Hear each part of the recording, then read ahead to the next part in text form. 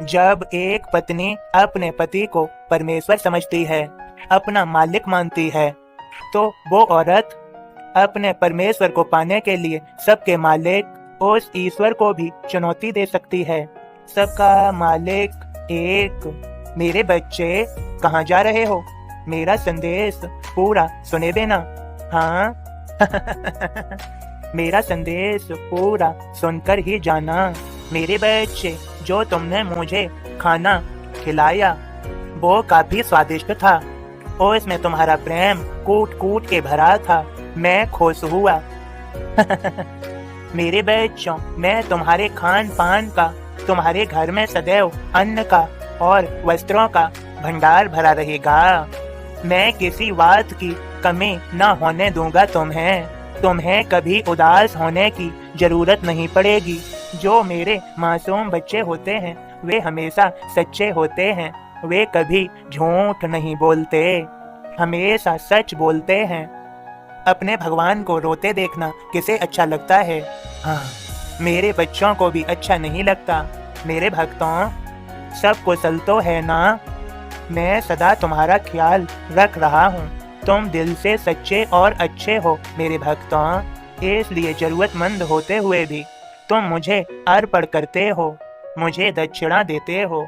मेरी तरफ से तुम्हें सभी को भरपूर आशीर्वाद, और तुम्हें जरूरत है तुम अपने कार्यों को पूर्ण करो।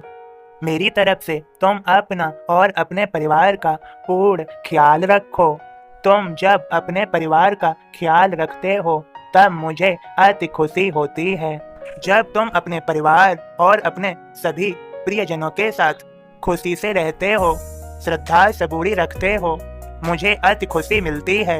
मैं चाहता हूँ तुम सदा प्रेम से रहो, फिक्र न करो। जो अहंकार करता है उसका अहंकार टूटेगा। सब्र रखो, तुम्हें बहुत आगे तक जाना है। तुम्हें जीवन को सफल बनाना है। तुम्हें अपना उद्धार करना है। तुम्हें व्यर्थ के वाद विवाद और झंझटों में नहीं पड़ना।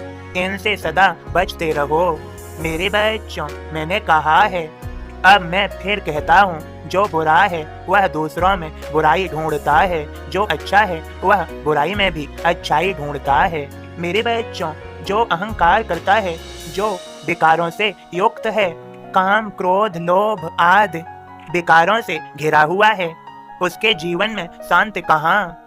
वह जीवन में सदा अशांत रहेगा। मेरे भक्तों, तुम अपनी शांति न खो।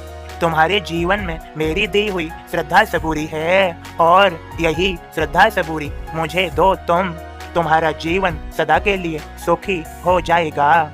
मेरे सभी बच्चों, अपनी घर गृहस्थी पर ध्यान दो। अपने परिवार को खुश रखो, भूखों को खाना खिलाओ और मालिक को हमेशा याद रखो। तुम्हारा कल्याण हो मेरे बच्चों। और हाँ, मैं तुम्हें कभी नहीं भूलूंगा, चाहे तुम हजारों मील दूर क्यों न हो। मैं तुम्हें सदा याद रखूंगा।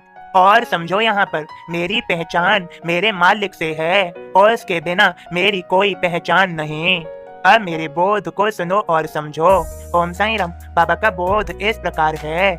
चमत्कारी शक्तियों का जादुई भंडार है श्री साईनाथ।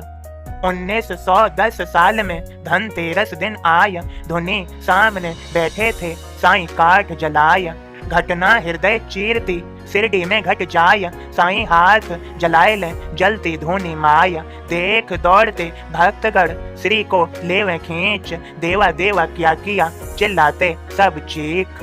तंद्रा टूटे साइया देखें सबकी ओर, सहज हो या बातें करें भक्त सुने दे गौर। एक लोहारन साथ में शिशु को कांख दवाया, फूंकत फूंकत भट्टी बच्चा फिसला